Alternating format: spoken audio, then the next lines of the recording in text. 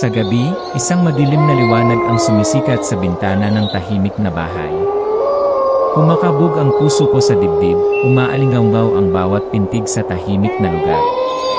3:33 yan, ang kakaibang sandali. Tuwing gabi ay lumilitaw ang pulang bus na iyon, parang multo sa gabi. Ngunit walang sinuman sa bayan ng Frost Hollow, kabilang ang mga nakatira sa malapit, ang nakakita ng bus na umaandar sa oras na ito. At wala nang nagsalita patungkol dito.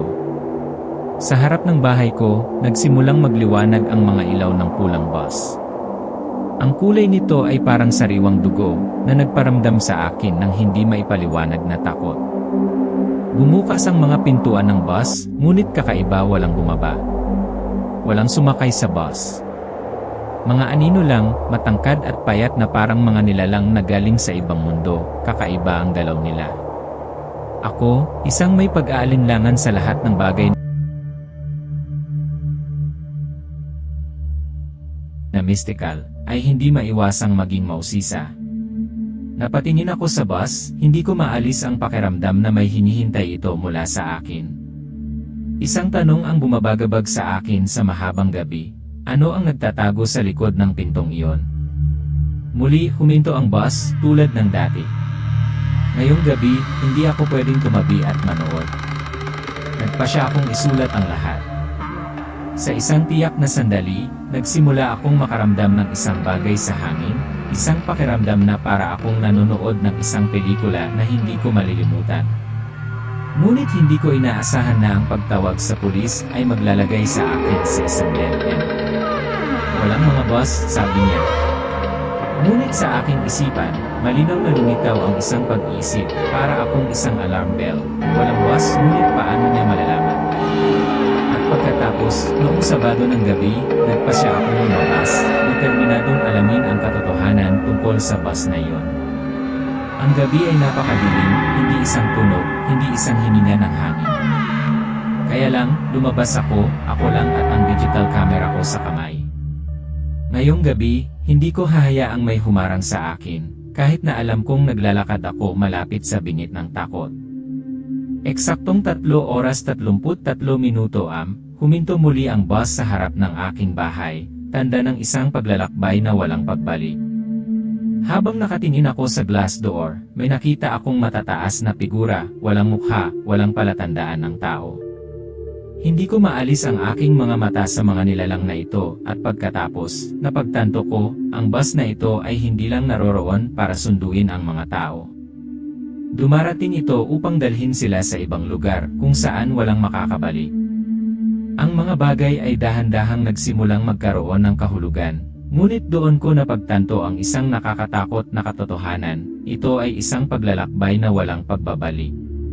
Pangwakas na mensahe, sa lahat ng nakikinig sa kwentong ito, kung makikita mo ang pulang bus sa 3:33 ng umaga, huwag nang sumakay dito. Dahil kapag sumakay ka na, hindi ka na babalik. Script Part 1, panimula sa background at ang kakaiba ng bus. Nagsisimula tayo sa isang madilim na gabi kung saan ang patuloy na katahimikan ay nagpaparamdam sa isang tao na ang isa ay nakatira sa ibang mundo. Ang bayan ng Frost Hollow, isang lugar kung saan hindi mo makikita ang pagmamadali ng trapiko, at wala rin itong sistema ng pampublikong transportasyon. Ang mga disyerto na mga kalye ay nakapaligid sa mga bahay na kakaunti ang populasyon, ang hangin ay parang huminto ang oras. Ito ay isang lugar na walang partikular na tala, ngunit ang kapayapaang iyon ay nagtatago ng isang madilim na lihim. Noong gabing iyon, mga 3:33 isang kakaibang oras na walang maglalakas loob na lumabas, ang mga bagay ay biglang naging kakaiba. Isang kakaiba, wala sa lugar na pulang bus ang lumitaw sa paligid ng liko ng pangunahing kalsada. Ang mga kawali ng kamera sa kahabaan ng mga walang laman na kalye, mga lumang bahay na may malalalim na ilaw na sumisikat sa mga bintana. Tahimik ang kalawakan, ngunit mabigat sa pakiramdam, parang may naghihintay, isang hindi maiiwasang pagbabago. Frost Hollow, isang maliit na bayan tulad ng iba pa. Walang pampublikong transportasyon, walang bus, mga walang laman na kalye, kalat-kalat na bahay, at ang ingay ng hangin na sumisipol sa mga puno. Ngunit ngayong gabi magbabago ang lahat eh. Biglang dumausdo sa makipot na daan ng pulang bus na may madilim na ilaw, huminto sa harap mismo ng bahay ng pangunahing tauhan. Ang tunog ng preno ay umalingaw-ngaw sa magdamag na parang ligaw na hiyawan. Ang mga taong sumasakay at bumaba sa bus na ito ay hindi katulad ng sinumang nakita ng pangunahing tauhan sa bayan. Matangkad sila, payat, may kakaibang hugis. At ang higit na nakakatakot sa pangunahing tauhan ay wala silang malinaw na mukha. Ang pangunahing tauhan, si Landon, ay nakatayo sa likod ng bintana na nakatingin sa labas, hindi makapaniwala sa kanyang mga mata. Kakaibang mga figura ang sumakay sa kotse, ang kanilang mga mukha ay walang iba kundi ang maputlang balat, parang mga hindi kumpletong silhouette. Hindi makapaniwala si Landon sa kanyang mga mata. Ang bus na ito ay hindi kabilang dito. Walang sinuman sa bayan ang nakakita nito, walang nakarinig sa makina nito. At ang mga tao dito hindi sila kamukha ng iba sa bayan. Matangkad sila, payat na parang hindi tao. Lumapit si Landon sa bintana, sinusubukan.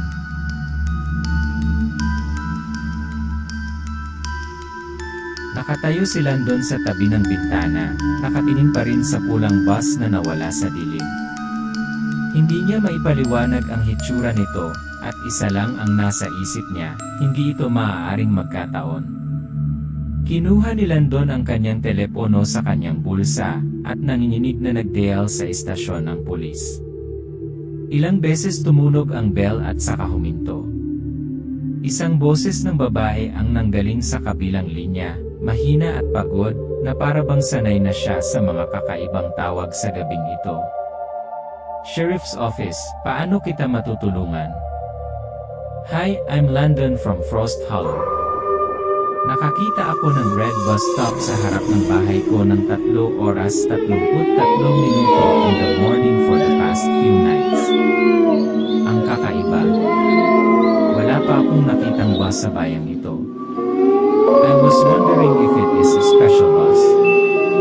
Natahimik si Landon, naghihintay ng sagot. Saglit na walang tunog sa kabilang linya. Isang mahabang panahon ng pag-igting. Wala kaming mga bus maliban sa mga ruta ng paaralan, Ginoo. Ang Frost Hollow ay walang pampublikong sasakyan, kaya walang mga bus sa bahay maliban sa mga bus ng paaralan. Nakaramdam ng pag-aalala si Landon sa kanyang isipan. Gusto niyang ipagpatuloy, gusto niyang magtanong ng mas malinaw, ngunit hindi niya maitatanggi na ang katahimikan mula sa kabilang linya ay nakakaramdam siya ng pagkabalisa. Hindi mo naiintindihan, itong bus ito ay tinatawag na Inferno Express, at ang numero ng ruta nito ay 666. Narinig mo na ba ang pangalang ito? Nang matapos siyang magsalita, narinig ni Landon ang katahimikan mula sa kabilang panig. Biglang tumahimik ang buong espasyo, parang huminto ang oras. Bumangon ang kaba sa kanyang puso, na parang may mali. Ha? Inferno Express. Malinaw na maririnig sa telepono ang paghinga ng babae. Pagkaraan ng ilang mahaba, tendyo na segundo, bigla siyang tumigil sa pagsasalita, at pagkatapos ay may malakas na click. Binaba niya ang tawag. Napatingin si Landon sa hawak niyang telepono, hindi makapaniwala sa nangyari.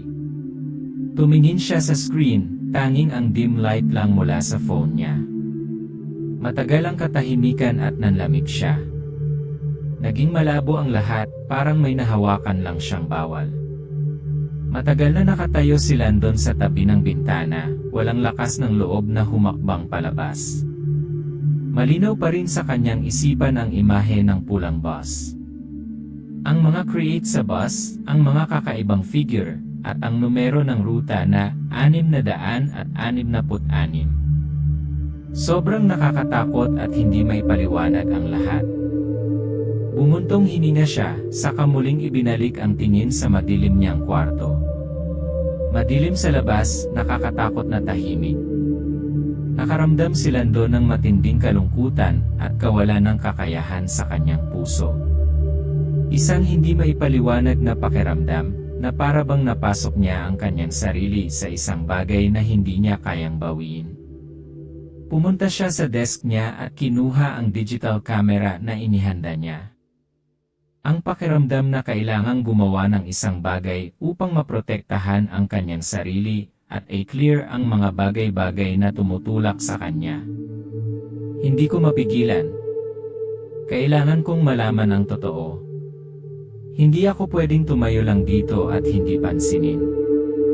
Kung hindi ko gagawin ang isang bagay, hindi ko malalaman kung ano ang nangyayari.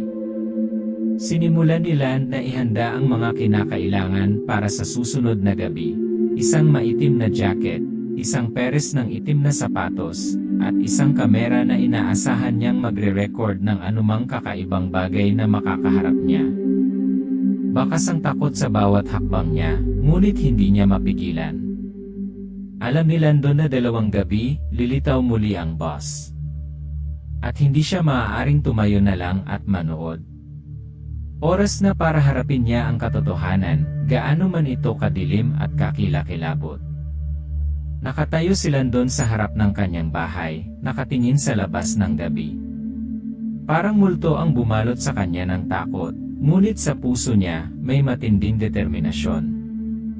Alam niya, anuman ang mangyari, kailangan niyang malaman ang katotohanan tungkol sa boss na ito. Huminga siya ng malalim, naramdaman ang malamig na hangin na dumampi sa kanyang mukha. Lumabas siya, may hawak na kamera, ang mahinang liwanag nito na nagbibigay ng liwanag sa maikling distansya sa unahan. Narrator. Ngayong gabi, si Landon ay hindi magiging isang tagamasid lamang. Siya ay magiging isang saksi.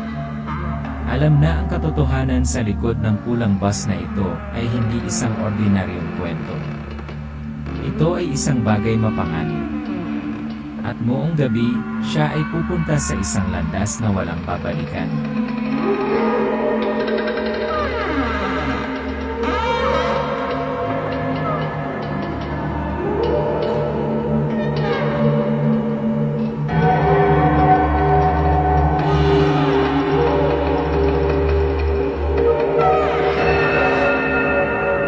Madilim ang kalangitan sa gabi, mahinang sumasala ang liwanag ng buwan sa mga makakapal na tuktok ng puno. Natahimik ang lahat sa paligid. Nakatayo si Landon sa harap ng bintana na nakatingin sa labas, ang kamay ay nakahawak sa kamera. Muli, bumangon ang takot sa kanyang kalooban, ngunit sa pagkakataong ito, wala nang babalikan. Dapat mong malaman ang katotohanan. Hindi mo maaaring hayaang dumaan ang pulang bus na ito nang walang anumang bagay sa iyong mga kamay. Pumasok si Landon sa kwarto at hinalungkat ang aparador. Naglabas siya ng black jacket, dark jeans at black sneakers. Hindi niya maaaring hayaang makapasok ang anumang liwanag sa mga mata ng ibang tao nang siya ay lilipat doon. Kailangang maingat na ihanda ang lahat, at ang bawat hakbang na gagawin niya ay kailangang gawin ng may lubos na pag-ingat. Hindi lang naghahanda si Landon para sa isang gabi ng pangangaso, naghahanda siya para sa isang paghaharap. Isang paghaharap sa hindi maipaliwanag. Isang paghaharap na may totoong takot na hindi niya maisip. Ngayong gabi magbabago ang lahat. Tahimik na lumabas si Landon, sinusubukang itago ang sarili. Naghahabi siya sa mga palumpong, naglalakad ng dahan-dahan, isang magaang hakbang, hindi gumagawa ng anumang ingay. Hindi ako makapaniwala na ginagawa ko ito. Ngunit ang kuryosidad at pagkabalisa ay nagtulak sa kanya na magpatuloy. Gumalaw si Landon sa makipot na daanan, mahina ang liwanag mula sa kanyang maliit na kamera, sapat lang upang maipaliwanag ang lupa sa ilalim ng kanyang mga paa. Sa bawat hakbang, nararamdaman niya ang tensyon sa bawat kalamnan. Habang papalapit siya sa observation point ay mas lalong hindi siya mapalagay, parang may nagmamasid sa kanya. Nakayupo si Landon, nakahanap ng taguan sa makapal na palumpong. Nakahiga siya malapit sa lupa, sinusubukang itago ang kanyang katawan sa mga anino. Mula rito, nakikita niya ang bus sa pagdating nito, ngunit hindi na-detect. Sinubukan niyang panatilihing pantay ang kanyang paghinga. Ang bawat matalim na pagbuga ay isang paalala na siya ay nakatayo sa bingit ng isang bagay walang babalikan. Mukhang lumipas ang lahat sa katahimikan. Ang gabi ay napuno lamang ng mabibigat na paghinga ni Landon at ang mahinang pag-ihip ng hangin. Ngunit may mali. Hindi niya maalis ang pakiramdam na may nakatingin sa kanya. Isang pakiramdam na hindi niya naramdaman noon. Huli na para bumalik. Lalong bumigat ang kapaligiran. Isang kakaibang pakiramdam ang sumalubong sa kanya. Parang nagsimulang magbago ang lahat sa paligid. Biglang narinig mula sa malayo ang tunog ng makina ng bus. Ang tunog ng sasakyan ay unti-unting lumakas, na may kasamang hindi maipaliwanag na pakiramdam ng pananabik. Ang pulang bus, tulad ng nakita ni Landon kanina, ay lumitaw sa kanyang harapan. Ang mga ilaw nito ay kumikinang sa dilim. Bumaba ang mga kakaibang figura, ngunit sa pagkakataong ito, hindi na makita ni Landon ng malinaw ang kanilang mga mukha. May humaharang sa kanyang paningin, kaya hindi niya matukoy kung sino sila. Itinaas ni Landon ang kamera, nanginginig ang mga kamay habang nakatutok ang lens sa mga pasahero sa sasakyan. Bawat isa ay may kakaibang figura, matangkad, payat, at higit sa lahat, wala silang maaliwalas na mukha. Para bang hindi sila tao, kundi mga anino mula sa ibang mundo. Napabuntong hininga si Landon, sinusubukang pigilan ang panginginig ng kanyang mga kamay habang kinukunan niya ang video. Pinindot niya ang record button, nakadikit ang mga mata sa bus at bumababa ang mga kakaibang figura. Parang may multo na naglalakad palabas ng dilim. Bumaba ang mga figura, walang tunog, parang sanay na sila sa dilim. Mabigat ang bawat hakbang, may kasamang kakaibang pakiramdam na hindi maipaliwanag ni Landon. Wala silang mukha. Walang palatandaan ng tao. Tinitigan ni Landon ang bus, hindi naglakas loob na umiwas ng tingin. Naramdaman niya ang kakaibang presensya ng mga nilalang na ito, at sa sandaling iyon, may alam sa loob niya, alam nilang nandito siya. Nakita nila siya.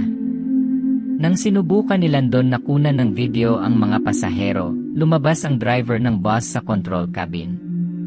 Ang ilaw mula sa loob ng sasakyan ay kumikinang, na nag-highlight sa mukha ng driver. Ang kanyang mga mata, malaki, walang talukap, bilog at itim na parang hukay, ay nakatitig ng diretsyo kay Landon. Nagulat si Landon, pakiramdam niya ay isang higanting titig ang tumusok sa kanyang isipan. Kahit nagtatago siya sa anino, parang kinikilala siya ng mga mata ng driver. Isang malamig na pakiramdam na para bang siya ay natuklasan. Noon ay nakita niya ako. Yung mga mata. Hindi tao. Hindi yung tipong makikita mo sa panaginip. Malalaki, itim at hindi kumukurap. At sila ay nakatingin mismo kay Landon. Hindi makagalaw si Landon. Pakiramdam niya ay nasa harap niya mismo ang bus, ang mga taong sakay nito, at ang driver, alam nilang nandoon siya. Ngunit wala siyang magawa kundi ipagpatuloy ang pagkuha ng imahe, dahil alam niyang kapag palalampasin niya ang pagkakataong ito, tuluyang mawawala ang lahat.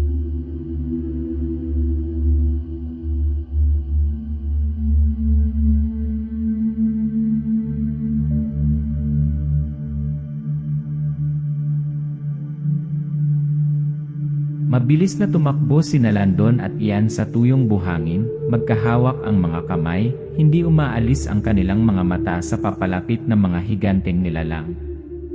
Ang mga star spawns na ito ay hindi lamang nakakatakot na mga nilalang, kundi pati na rin mga makinang pang-haunting. Nararamdaman nila ang bawat galaw, at bawat hakbang ni Landon at Ian ay isang sugal ng kaligtasan. Tumakbo, walang ibang paraan. Walang ligtas na lugar. Sa tuwing lumilingon sila sa likod, ang mga higanting nilalang ay papalapit. Hindi sila tao. Sila ay walang iba kundi mahahabang braso, at ang kanilang mga mata ay nakaumbok na parang malalim na black hole. Nadapa at nadadapa sa gulat sina Landon at Ian.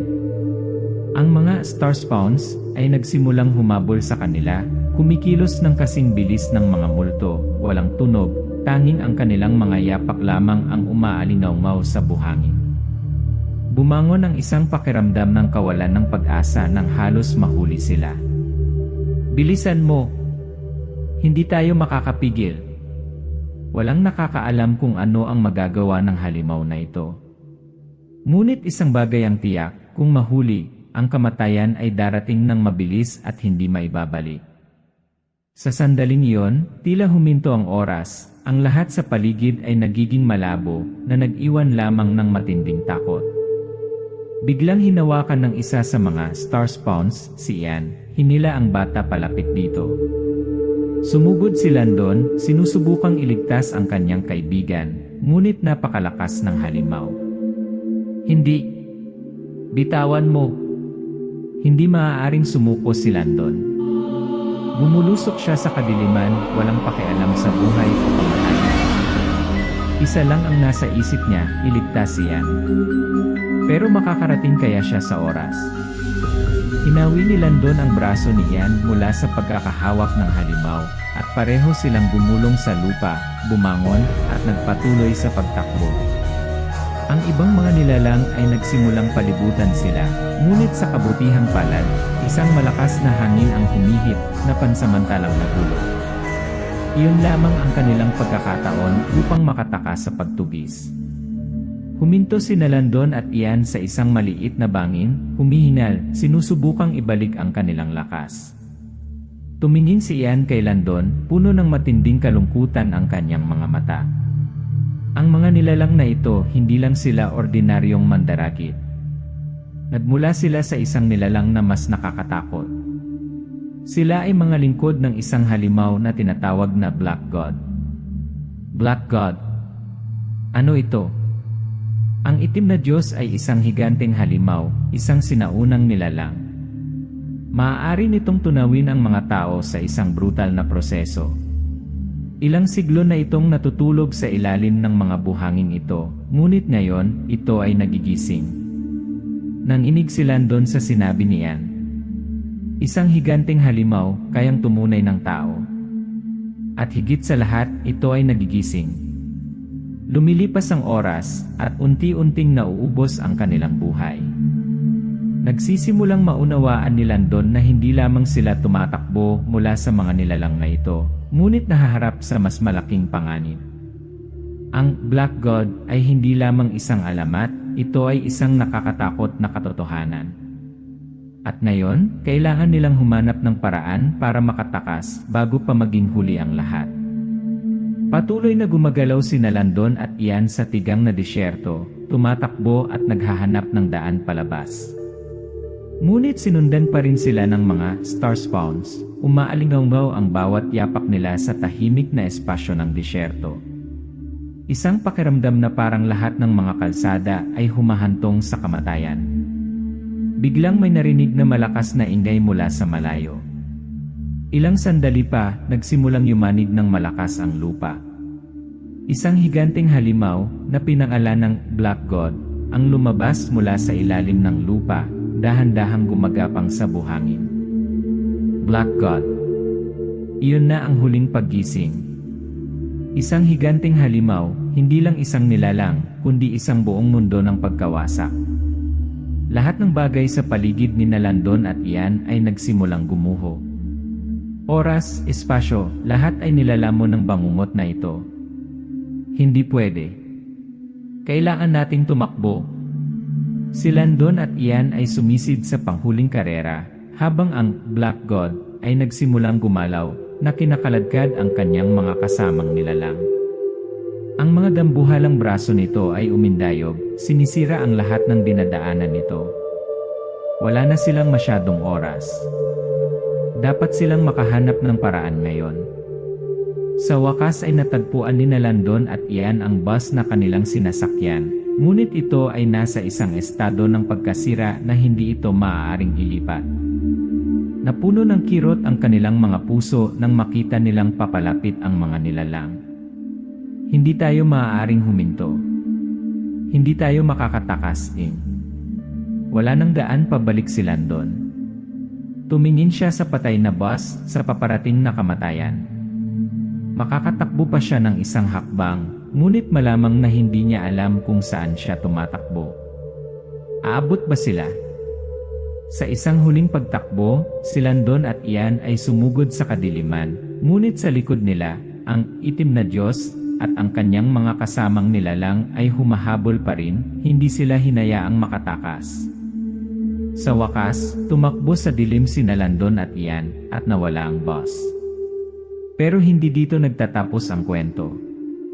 Nakatakas sila, ngunit nakatakas ba talaga sila sa mga nilalang na yon?